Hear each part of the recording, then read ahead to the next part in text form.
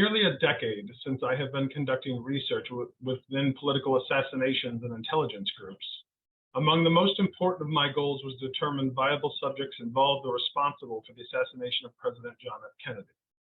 Over the several years of public study and official investigations reviewing the assassination of President Kennedy, various interesting figures and suspects have been offered.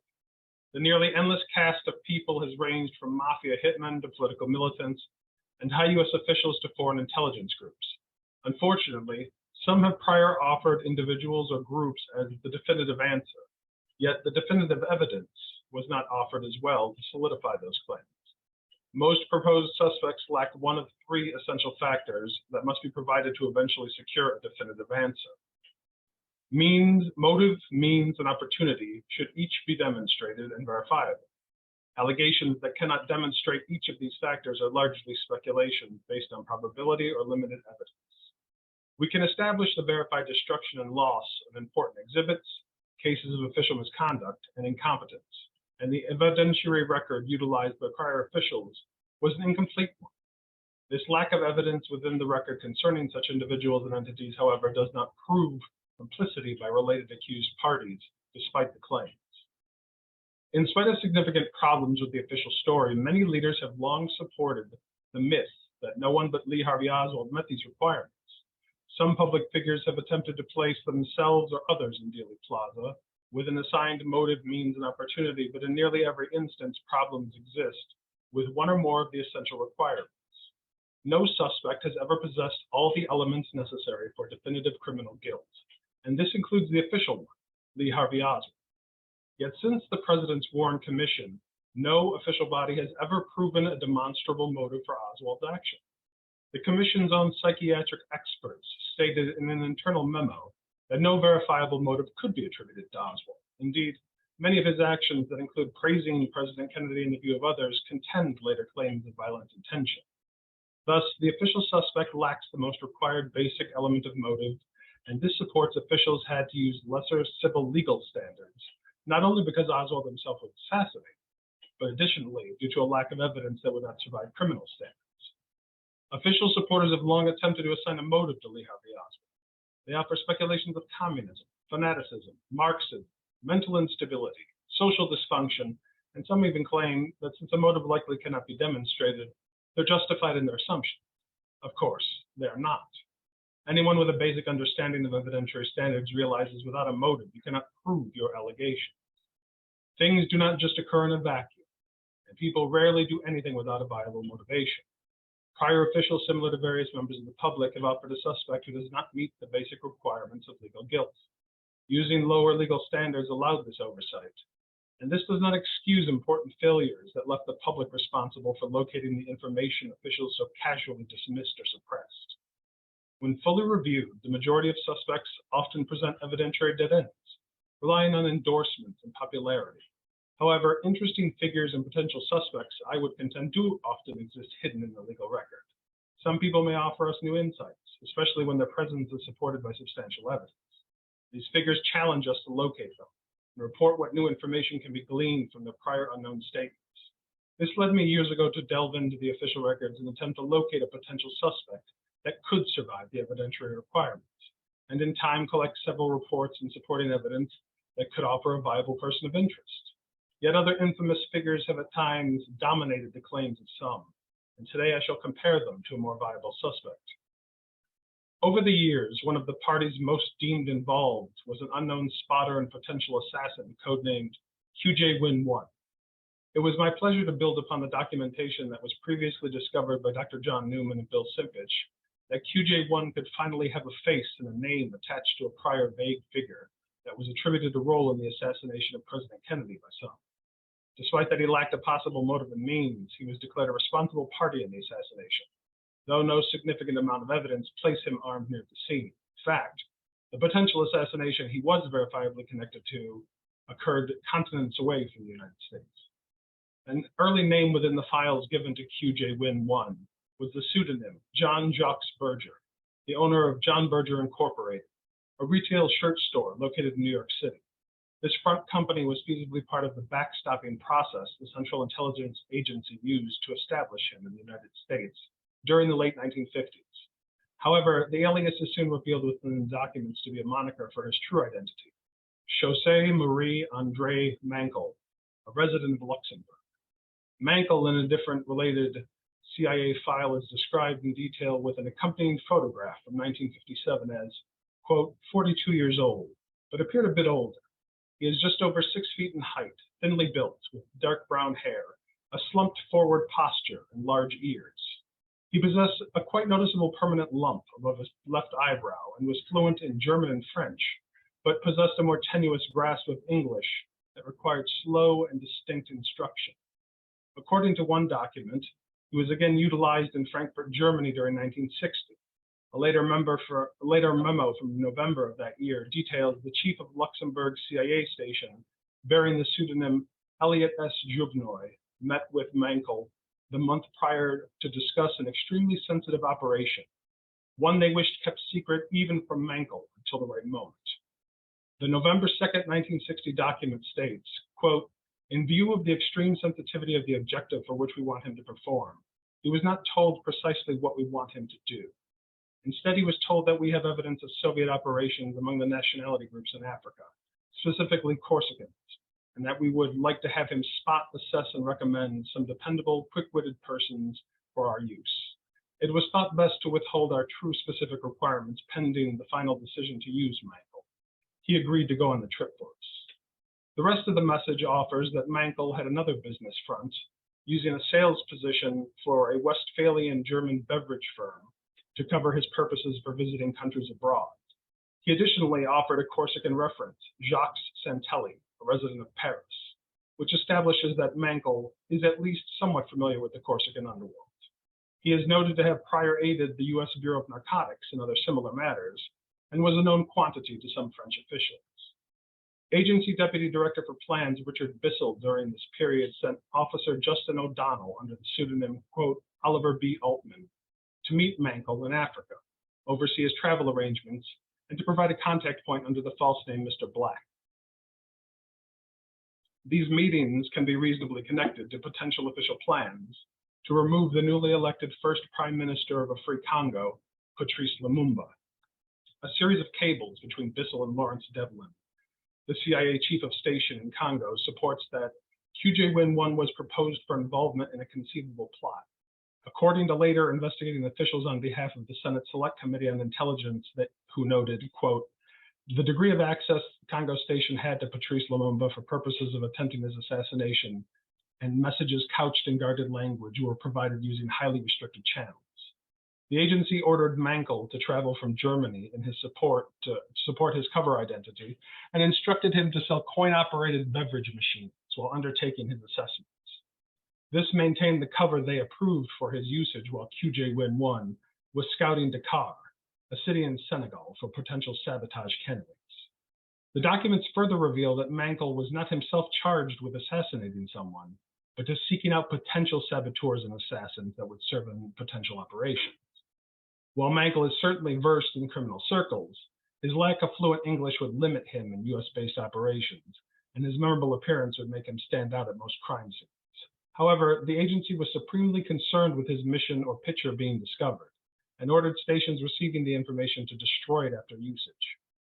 Secrecy was actually listed within the contractual notes as paramount and stated, quote, all information related to this agreement conveyed through instructions, this instrument, or otherwise, is secret, and shall not be divulged to any person, organization, or government in any form or manner. In the following years, Mankel would assess and spot potential recruits for the agency in multiple foreign cities across Europe and Africa. Another of the several documents that cement Mankel as QJ-Win-1 is an agency finance division contract extension I discovered prior that states his status of being a contract employee from 1961 to 1962. However, another portion of his revised contract agreement regards Mankel's association with the CIA by stating, quote, all contracts, oral or written, by and between you and the United States government were terminated and replaced by Mankel's new position as an independent contractor. In this capacity, he was provided funding to travel, live, and operate within Dakar, and later additional scouting locations. Establishing Mankel's cover and assignments largely dominated his work for the CIA, while he traveled to Africa to set up his Berger identity. Yet despite this, he was additionally sent to the Congo, the location of the Central Intelligence Agency's detractor and Congolese Prime Minister, Patrice Lumumba. A related document offers, quote, Lumumba was alive, albeit under arrest as of the middle of January 1961, and it seems clear that QJ Win had left the Congo in December of 1960. The agency states that it is, quote, almost certain that QJ Win had nothing at all to do with the assassination of Lumumba. Yet he was stationed in various locales to recruit, quote, individuals who could do this kind of job. Mankel is within the document shown to have refused to participate in an assassination plot when approached by another CIA asset in the Congo, We Rogue One, during a later period. Yet the agency's targeting of Lumumba, whom they considered a Soviet pawn or ally, is made clear by a related State Department document that notes, quote, to avoid a civil war, Colonel Joseph Mobutu, leader of the Congolese National Army, orchestrated a coup d'etat on September 14, 1960, and ordered the Soviets out of the country. Mobutu's early efforts to support a pro-Western government and his ties to the military placed him in good stead with Congo Chief of Station Devlin, who informed Mobutu of a plot to assassinate him on September 18th. This supposed plot would later provide Mobutu cover to murder Lumumba and seize power in the Congo, thereby accomplishing the intent of some agency officers using a third party which provided cover to their Congo station and its chief. A series of documents related to the ZR rifle program, the CIA's code name for their mission to establish assassination capabilities, relates to QJ Win, being used by other agency officers without the knowledge of those prior handling him during 1960. It states, quote, agency officers who were handling QJ Win in Europe were certainly unaware of the fact that he was being considered as an asset by a senior agency official. This official is the infamous William Harvey, that was related to several agency sabotage plots seeking to remove foreign enemy officials such as Fidel Castro. Specifically, QJ Win 1 was considered for active use peripherally in one of the many proposed plots against Castro during 1961. A related 1962 document intended for William Harvey confirms, quote, for the purposes of ZR rifle activities, you are hereby authorized to retain the services of Principal Agent QJ Win and other such principal agents or sub-agents as may be required. This authorization was extended to December 31st, 1963. However, Mankel is abroad during this time and thus unable to be in Dallas within the time frame of President Kennedy's assassination. By June of 1963, the documents mention the particular use of Mankel was terminated, quote, except for one precautionary lifeline. In time, the agency believed that Mankel was possibly manipulating them for funds, and despite several months of establishing his cover by August of 63, he was still abroad and had not completed his assignments to the satisfaction of related officials. They state, quote, whether he ever really intended to commit himself to this assignment remains a question. QJ Win's personal history reflects major instability, and the habit of hedging his bets is undoubtedly part of his character. These issues led eventually the CIA to terminating Mankel in April of 1964, and he was told the operation, quote, in which he was to play a role had been shelved. In prior years, several people have declared that José Mankel was related to the Kennedy assassination because of his relation to the agency's proposed ZR rifle assassination program. But when compared to the secret documents about him, this is highly improbable. The first consideration is motive. Mankel has no discernible motive. There's, of course, William Harvey's deep resentment of President Kennedy, but that is not attributable to Mankel. According to the files, he was not terminated until 1964, and thus has no grudge against the sitting president or his government. Mankel instead appeared to many officials to have only provided spotting abilities for candidates that would undertake illegal operations and would not himself undertake any such actions when employed by officials. As prior stated, QJ Win 1 had even refused to be recruited by another CIA asset during this time in the Congo for such, quote, executive action. Another consideration is means. Mankel is not repeatedly trained in a rifle during this period, similar to Lee Harvey Oswald. Instead, he is seeking those who may be trained and practiced, but he bears no evidence of being a skilled saboteur or assassin, just a recruiter or potential ones. Lacking both motive and means, he additionally has little or no opportunity to undertake such actions. Mankel is abroad in most documents during the period of 1963, and thus could not fire the shots or be a direct part of a conspiracy targeting President Kennedy. I would contend his name and the long-standing mystery surrounding Mankel have kept him a popular suspect for some to contend his involvement, but no significant evidence supports this claim. Another similar infamous cryptonym associated with unfinished official assassination plots is We Rogue One. I came across him by building upon the work of researcher Bill Simpich, and was later able to provide documents that identified this related agent similar to QJ11 was used during the early 1960s. We Rogue One is a second well-known and infamous figure claimed by some to have been involved in the assassination of John F. Kennedy. Yet We Rogue One is not the first cryptonym assigned to this mysterious figure. I was able in due course of study to ascertain his earlier code name, A.E. Aspic, and the related pseudonym David de Panishket. A.E. Aspic, We Rogue One, and David de Panishket, I learned, were all code names for David Zizichvili. He is perhaps among the most interesting of figures, not due to any solid connection to the Kennedy assassination, but his relation to other assassination plans and programs similar to José Mancol. Zizichvili was born in the city of Gori, in the Soviet-held state of Georgia during 1918. His family subsequently escaped the country with a large amount of resources just before the full conquest of Georgia. They relocated to Europe, and despite their planning and ample finances, the Zizichvilis spent and lost most of their money and would subsequently become impoverished due to varying circumstances.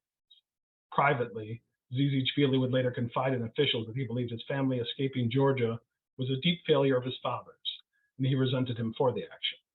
This foreshadowed his resentment of authority figures and brought a deep need for revenge against the Soviets.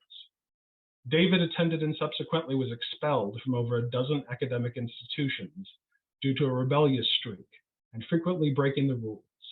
Zizichvili's insubordinate nature was linked to his belief that his teachers were too distant and unpleasant to engage him in the entire curriculum of several schools. Rather, he enjoyed picking and choosing skills to master that would at times run counter to his schooling. We Rogue One was educated for several years in France as his family moved around the country in exile, but eventually they split up from the pressures of poverty and insular family arguments. He and his mother were left in Europe, while his sister and father returned to Georgia, desperately seeking to reestablish themselves again in their native homeland. Notably, David would, despite his several expulsions, retain skills and knowledges from his time in many schools regarding subjects of great interest to him. These included photography, architecture, engineering, official document creation, electronics, languages, mathematics, and these proficiencies would lead him to developing multiple inventions during later years.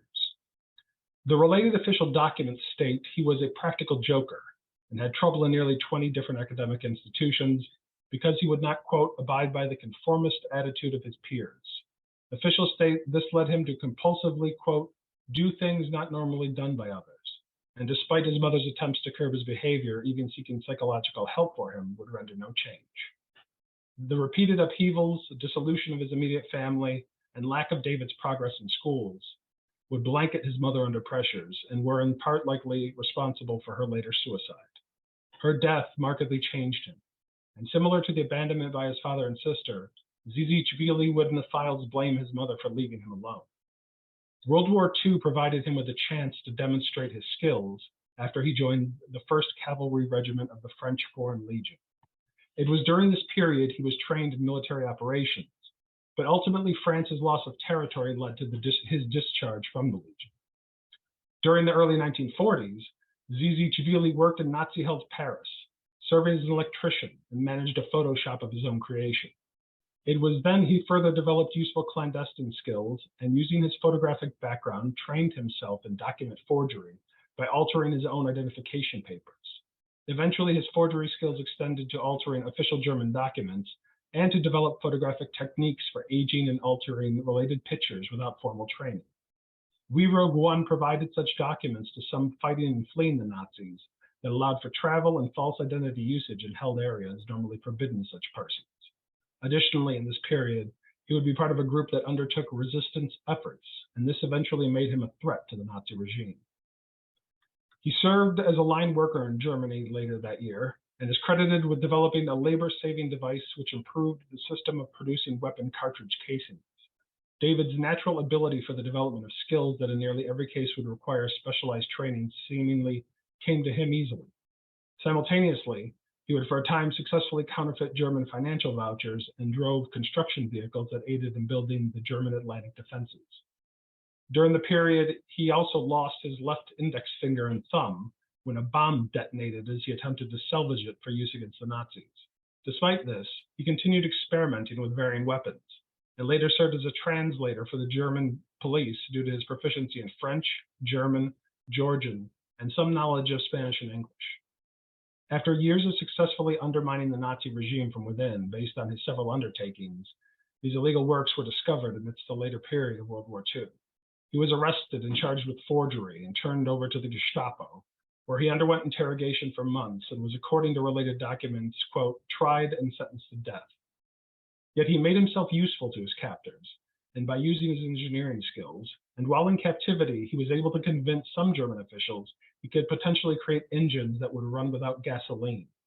This gambit kept him alive, and he was transferred from various prison camp to camp and eventually put near the front lines of the war. This was instrumental in assuring his survival when Allied forces were able to free him and those held near a frontline prison camp. In the post-war era, during 1946, Zizichvili returned to France and was employed in Paris to undertake electrical installations and construction of a prototype building machine. Ever one to undertake illegal operations, he is noted to have robbed multiple jewelry businesses and, with a friend's influence, a bank of 1 million francs. However, this person betrayed Zizichvili to officials and that sent him to French prison. Despite his incarceration, he was still inventing and sold a pocket transit indicator of his own creation from inside a local jail during the early 1950s.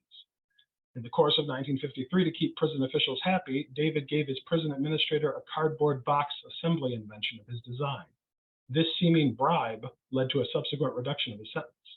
Once freed, he would by 1955 be employed to serve as an X-ray technician and sold a calendar device invention in 1957 to the French commercial market. His ability to create inventions while free or in captivity would bring Zizichvili to the notice of the Central Intelligence Agency a year later. In 1958, he also invented a photomechanical advertising device, and it was soon purchased by the French advertising firms. Zizichvili additionally worked as an architect for a time in this era, yet another expertise developed from prior schooling in his youth. The agency contacted Zizichvili undercover via other parties, after a lead from other agents presented him for review. Amid October 1958, he was approached by the CIA station in Frankfurt, Germany. The next year, he was used in the CIA's program codenamed Red Sox that sought to disrupt the Soviet Union via illegal operations. Officials noted that David was, quote, like a man who wants to kill an elephant. All he wants from us is a high-powered rifle, and that, quote, he feels he would be equal to the elephant. As he was tested and then vetted by officials and hired by the agency under the code name A.E. Aspic. The agency flew him into the United States for additional training, which included demolitions, small arms use, interrogation techniques, and field operations. The next year, Zizichvili developed plans for equipment the agency desired for use in infiltration missions targeting the Soviet Union under the code name A.E. Sentinel. Due to postponement of that project, he was serving a year later in the CIA's Technical Services Division to do research and catalog information about East Germany. He also provided insights for developing improved lock-picking tools and a low-cost telephone answering device. All this led Zizichvili to make the agency to make Zizichvili a contracted agent, but he was still unaware the CIA was his employer due to the agency's wishes. While most Central Intelligence Agency files do include operational and some background material on agents, the newly christened We Rogue One's files are far more extensive and offer an in-depth reasoning to explain the handling procedures officials used. Officials stated they would humor Zizichvili's contempt for authority by allowing him to believe he and not society was the issue. They state in one document they would, quote, permit him to maintain his posture that he is right and society is wrong, seeking to not repeat his mother's attempts to rein him in with his unacceptable behaviors. Desiring to cultivate and use him from a distance, a related file notes that David was aware he was connected to an intelligence group, but not which one. Another document states the subject, quote, does not know he is working for the CIA. He, quote, does not know anything about Kubark, one of the CIA's code names for itself, organization, nor its modus operandi. Due to his various crimes and abandoning the country of his origin, Zizichvili was a stateless person, and the agency used this as well to its advantage. Officials note that, quote, the more important built-in control is the fact that he will be under false documents, and being stateless, he is completely dependent on Kubark to perpetrate his quasi-legal existence and eventually legalize his status. He would be virtually defenseless legally in any nation, and officials further state in the document, quote, added to this is the control which stems from the prospect of resettlement in another country. This would give him a status as a citizen. Realizing these points, subject is more than willing to play ball with us. During the summer of 1960, CIA was preparing to resettle him within Mexico, but the related project was canceled and he was assigned to the CIA's Africa Division for use in sabotage and assassination-related program ZR Rifle that was led by William Harvey. Eventually, the rebranded We Rogue One was recruited for a deep cover project located in the Congo.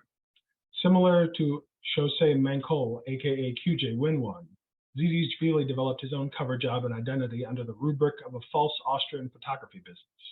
He was instructed to spot and assess potential agents for use in surveillance, sabotage, and paramilitary operations, and the interception of any useful materials while further being on call for CIA bases that required his expertise.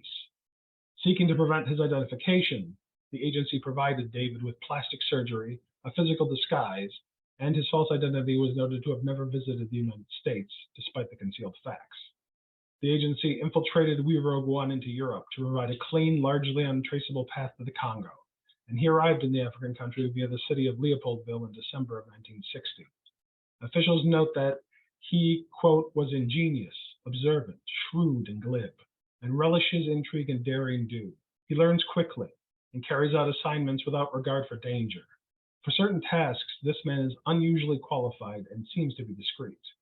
This final statement, however, is soon challenged by David's actions while in the Congo. Attempting to scout for sabotage agents, he encountered Jose Mancol, aka QJ Winone, and pitched him a job. Based on the documents, this encounter was largely foreseeable since the agency had placed both men in the same hotel. Yet Mancol was far more conservative in his associations and would refuse Zizishvili's attempt to recruit him for the assassination squad. Despite this interaction, the CIA believed that neither was aware of their status in relation to agency operations. This quite forward approach of Zizishvili's to Mancol for usage was later denounced by officials, following a report from QJ Winone of the meeting. Notably, We Rogue One did not report the failed attempt to handling officials. The next year, Zizishvili received flight lessons to operate a Congo Station airplane for assigned missions, gathered intelligence, and dealt with Ferdinand Kazadi, a politician and future ally of Joseph Mobutu, the dictator that ultimately was responsible for the abduction and death of Patrice Lumumba. We Rogue One made a deal with the regime to purchase 10 airplanes and to increase the air force power of the Congo.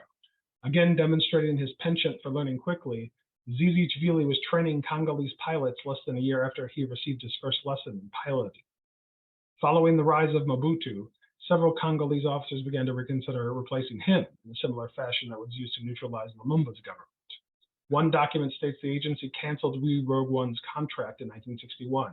Yet during 1962, he remained in the Congo, attempting to survive on the stipend the new regime provided to him to train pilots and hoped for the potential purchase of more aircraft.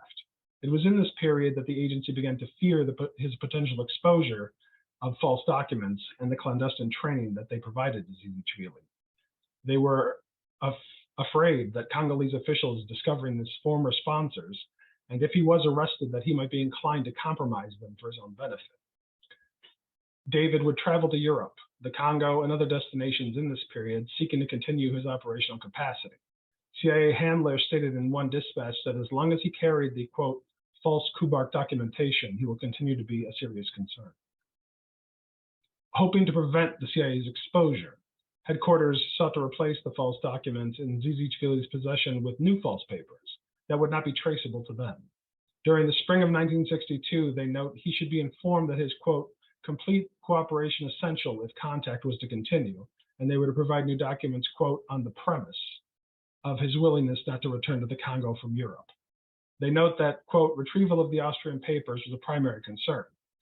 CIA offered replacement documents that included false credentials to provide him the identity of a quote, West German refugee that possessed Polish, Cuban, Dominican, and other third country passports, or his expired original French documents. They contacted him and informed Zizichvili of the growing dangers he faced should he choose to remain independently within the Congo. He responded to officials he would leave the Congo the next day on May 17, 1962, but CIA leaders doubted he could be trusted to do so, lacking agency funding. Another inconsistency related to the matter is that Zizichvili was still reporting to the Leopoldville station months following his supposed termination and was being compensated for this work, according to the files. Officials decided he might defy them to pursue this supposed lucrative agreement or contract he obtained in the Congo, and considered ploys to remove him from the country before he could be discovered by outside forces. They realized Wee Rogue One, left to his own devices, would not leave the Congo and his potential financial windfall, so they offered to let him retain the false Austrian documents and resettle him to Mexico when he concluded his business in the Congo. During 1962, Zizichvili was resettled, and it was planned he would become a citizen of Mexico to solve his stateless designation. This arrangement was later deemed, quote, an enormous problem, due to Zizichvili's, quote, intense desire for intelligence service and enjoying the role of lower echelon agent. A 1964 assessment of his later resettlement reported that Zizichvili in the resettlement period between 1962 and 1963 had, quote, threatened to go to work for French intelligence, but they doubted a foreign service would use him based on his extensive criminal history. Indeed, some have in later years claimed that David Zizichvili, under the codename Wee Rogue One, played a role in the Kennedy assassination due to his part in the ZR Rifle assassination program. However, the documents about him support this is quite unlikely. Consider first a motive. Zizichvili has no discernible motive. While he was later upset by the agency's decision not to use him further in the Congo, this does not link him to the president and would rather provide him a means to attack motive to attack the CIA, not the American political leadership. We can consider now his means. Wee Rogue One is not repeatedly trained in a rifle, but small arms use, or even noted to be proficient in rifle usage. While they sought to recruit potential assassins, he is a skilled operative, not a trained assassin. Additionally, consider his lost thumb and finger that render it quite unlikely he could fire a rifle with precision. His opportunity is further limited to his noted travel in the years preceding and following the assassination. During this period, he is not in the United States, according to available documents. Similar to QJ Win 1, the mystery surrounding his identity and links to ZR Rifle made him a popular suspect that others believed was involved. Yet the evidence does not currently support claims of his usage for the assassination. However, another long unidentified person would be a viable suspect in my view. Almost every figure of note or possible suspect I have uncovered has soon fell to the wayside due to lacking or contending evidence, including Lee Harvey Oswald. Officials and critics of the conspiracy often assert that Oswald was the only verifiable person with access to a weapon in the area of President Kennedy's assassination. Yet this long-standing claim is no longer the case, because there was at least one different armed man in the area, with a motive that multiple witnesses verified before the assassination, a man the FBI briefly investigated and the commission overlooked. His name is John Henry Hill, and he was born May 9, 1928 in Jacksonville, Florida. His family later moved to the Dallas metro area, where he attended Woodrow Wilson High School during the 1940s in Dallas, Texas. While attending high school, Hill was noted to be a staff sergeant in the school's ROTC Club, an organization that trained its cadets with varying weapons, including rifles. Hill later began his later ventures into business during the early 1950s as a salesman for the Industrial Supply Company, and married his wife, Jo Beth Scott, March 29, 1957. The next year, Hill partnered with Joe Driscoll, another Texas businessman in the Southwest Production Company, and he soon found rapid success in acquiring substantial natural resource contracts. By 1960, Hill, at age 32, had become a wealthy Texas citizen that owned millions in significant oil and mineral rights and interests by operating the Dallas-based Southwest Production Company. Yet he was seemingly a volatile political figure that did not approve of the liberal policies of the Kennedy administration. And not all of Hill's business ventures was successful. One particularly important venture was upended by officials in the Kennedy administration, much to his chagrin. During 1962, a meeting occurred with Hill's repeated business associate, Roger Tittle, who served as the president of the Panhandle Steel Company. The meeting so disturbed Tittle, he reported it to the FBI, and that Hill and stated that Hill made repeated public threats against President Kennedy during a prior dinner engagement as well.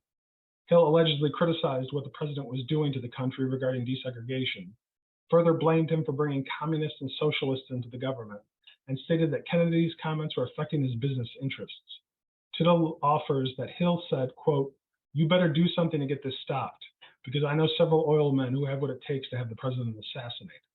Reportedly, at this point, Tittle's wife burst into tears and she and Mrs. Hill left the table. Despite the recorded drinking at dinner, Tittle advised Hill was sober when he made the drastic threat and said that Hill was breaching federal law by doing so. Tittle states that Hill prior drastically switched from a Democratic supporter of President Kennedy to a Republican critic of the many Kennedy administration's policies that adversely affected his business interests and threatened his view of American society. Clearly, John Henry Hill was not a man loyal to much beyond his own lucrative business interests and personal animosity towards those who prevented the results he desired. Roger Tittle states that his wife, Velma, and Miss Jo Beth Hill were also present during the tirade.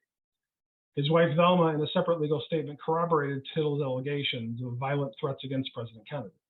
The last description he gives to authorities of Hill is that he is, quote, "an unstable but shrewd business operator." On the other handful of witnesses interviewed regarding Hill were business associates of both Hill and Tittle. One associate, Mr. Gene Chambers, confirms Tittle prior recounted that uncomfortable dinner episode, but Chambers did not directly hear John Hill make the threats. Hill's business associate, Oscar S. Wyatt, chairman of the Coastal States Gas Products Company, offered that he or Hill would have used his contacts with the Kennedy administration and not made threats. Yet if Hill allegedly made the statements, it is unlikely he would have contacted the Kennedy administration to voice them. John Hill's recent former partner, Joe Driscoll, stated that he had never heard John Hill make threats against President Kennedy and did not believe Hill would undertake violence. But Driscoll admits Hill, quote, "is given to loose talk." This might suggest Driscoll considered if such talk occurred, he doubted Hill would follow through with his alleged threat. While John Hill, via Driscoll, had contacts with some officials, he never met President Kennedy or associated with him. Additionally, these are merely business endorsements of Hill and not evidence of his actions or comments that can be verified. John Hill, in his own statement, offered, quote, "he could not recall having been in any group where he was alleged to have made remarks against the safety of President Kennedy, and stated at no time was he informed by anyone that his remarks constituted a federal violation.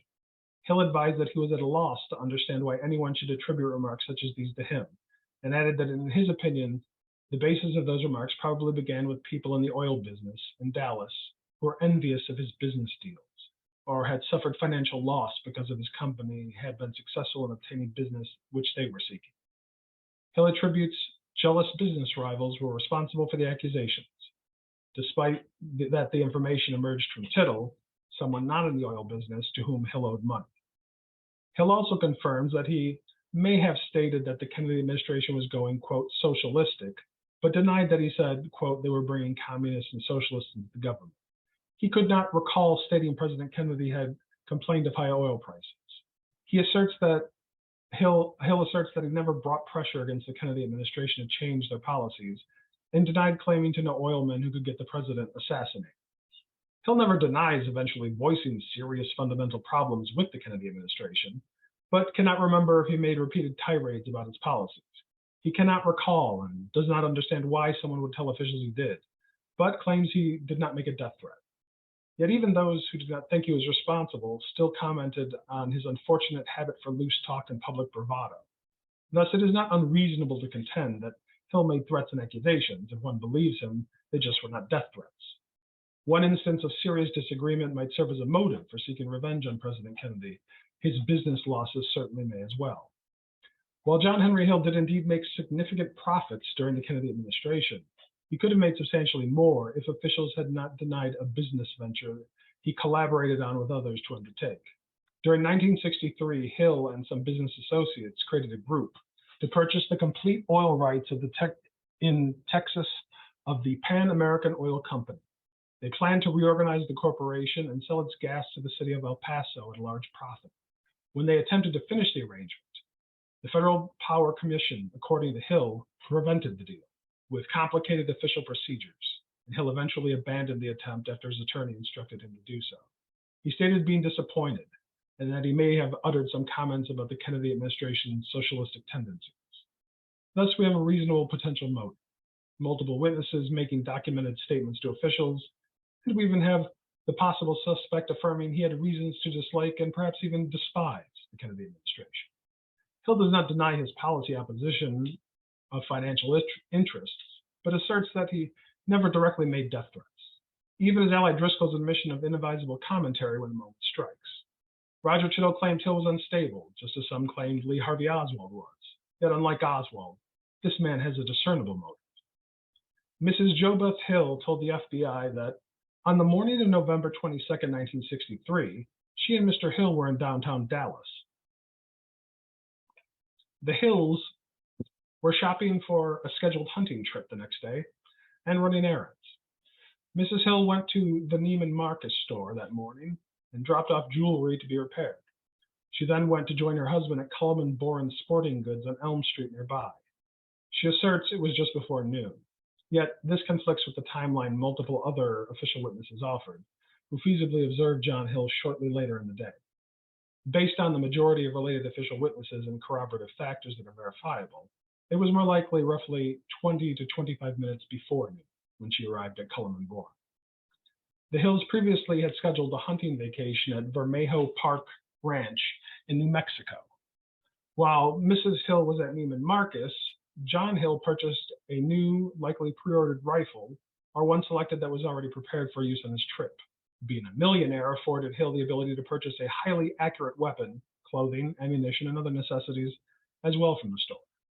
Mrs. Hill leaves Cullman Boren likely by their own car because neither Hill nor his wife is seen overburdened with several bags of goods. All their purchases had to be stored somewhere, and the car is the most reasonable place for taking home their many items. Yet Mr. Hill, who walked to the nearby Baker Hotel, retained at least one purchase. Approximately 3 minutes later, according to President's Warren Commission witnesses, John Lawrence, at about 11:45 p.m., states that he and Philip Hathaway observed a peculiar man on the corner of Commerce and Ackerd Street. Hathaway and Lawrence recount observing a large man over 6'5", exceeding 250 pounds, with a blonde crew cut in his 30s. He was dressed in a light gray suit, white shirt, fair-skinned, and walking in the opposite direction on the same side of the street. From Hathaway's perspective, he observed the large man carried a rifle and a gun case. The case was possibly made of beige or tan leather with olive drab material. The men assumed this person was probably Secret Service, yet there were no Secret Service men reported in the area at the time. However, 35-year-old, 6'6", 280-pound, blonde-haired, and well-dressed John Henry Hill was feasibly proceeding to lunch with his wife at the Imperial Club inside the Baker Hotel at the corner of Commerce and Ackerd Street. The Hills likely sat down and ordered lunch by 11:50. Some questions presently come to mind. First, why did Hill bring the rifle to lunch? Did he store it elsewhere, or did he give it to someone? Additionally, why did Mrs. Hill never mention the rifle? Roughly 20 minutes later, at possibly 12:10 p.m., Mrs. Hill excuses herself and walks or drives to Neiman Marcus nearby. From this point, no definitive evidence yet locates John Henry Hill's location, and thus far, he remains unseen by anyone during this portion of the timeline, including his wife. Thus, we are left with the evidence present and can make informed deductions and reasonable approximations based on the short timeline available. If JoBeth Hill walked the block to Neiman Marcus, Mr. Hill has the car, a rifle, and is roughly 6 minutes away from Dealey Plaza. Nearly any possible location he or another shooter could take up is merely 6 minutes away.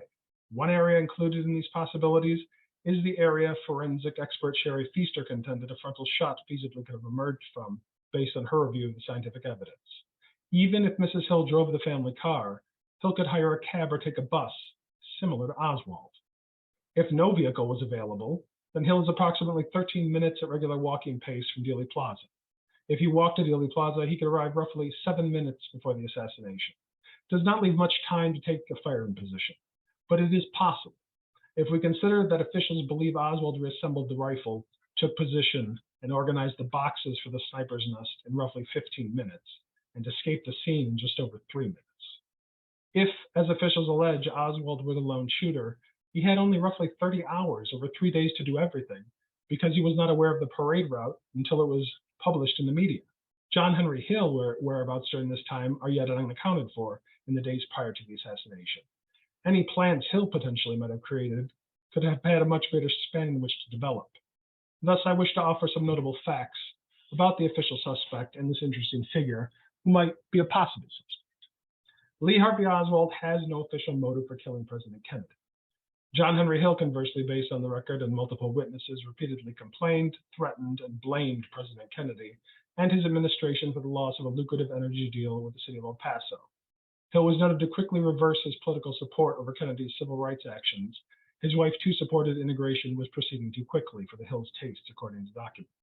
Additionally, John Henry Hill sold off his entire interest of millions of dollars in the Southwest Production Company the month before the Kennedy assassination.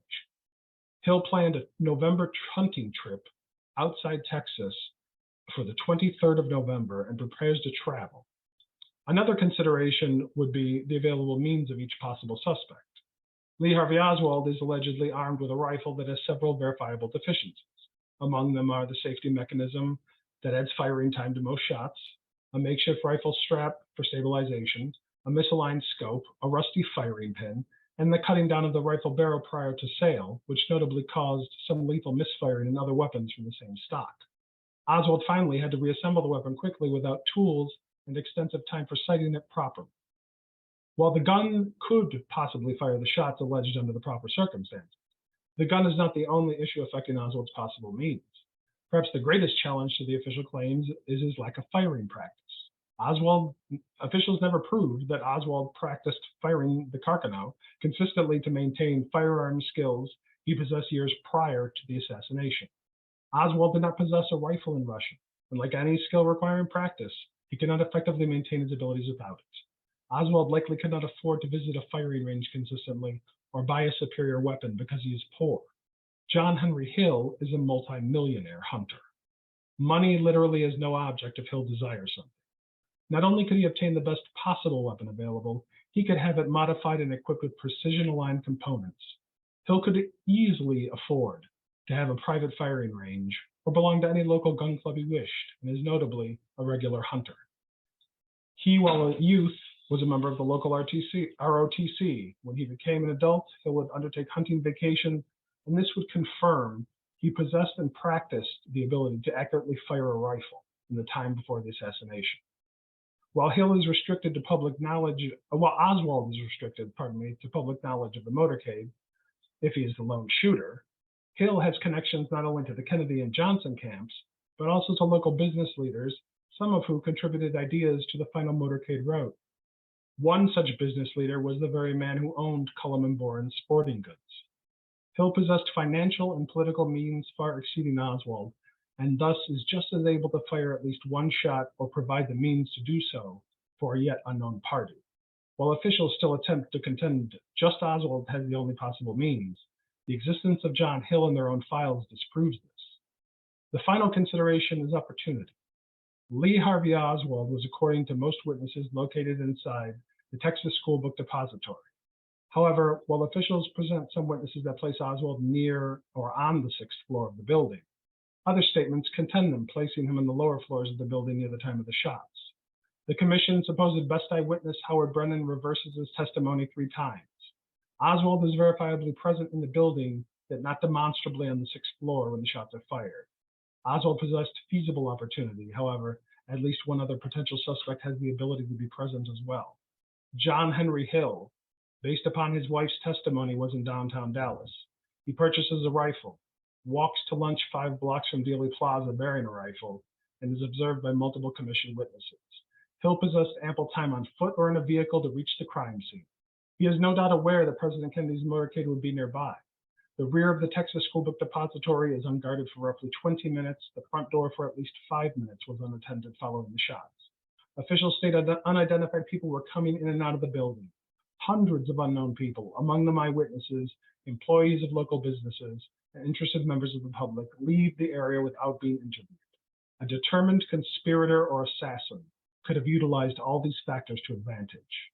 At the very least, Hill is identifiable as the broad-shouldered rifle-carrying man prior observed on Akron and Commerce Street.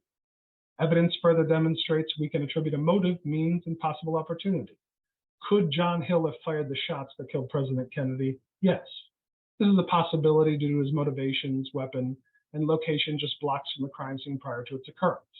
Is it possible Hill went to Dealey Plaza and provided the weapon to a yet unknown assassin? Yes. This, in my opinion, is more likely scenario, considering the huge fortune he might lose if he was caught or identified near the crime scene. Interestingly, if Hill was associated with a conspiracy, the hunting vacation could feasibly provide a way to destroy all the forensic evidence from the rifle used in the crime. Any definitive role he played can be proven or refuted based upon further discovered facts, but he remains a viable lead. J.H. Hill is a reasonable suspect archetype that offers additional potential insights within the case, and he possessed a demonstrable motive that officials could never attach to their chosen suspect. All this, in my view, is notable and provides new ideas to consider in the case. For your reference, related evidence to the figures I discussed can be found at tpoc.com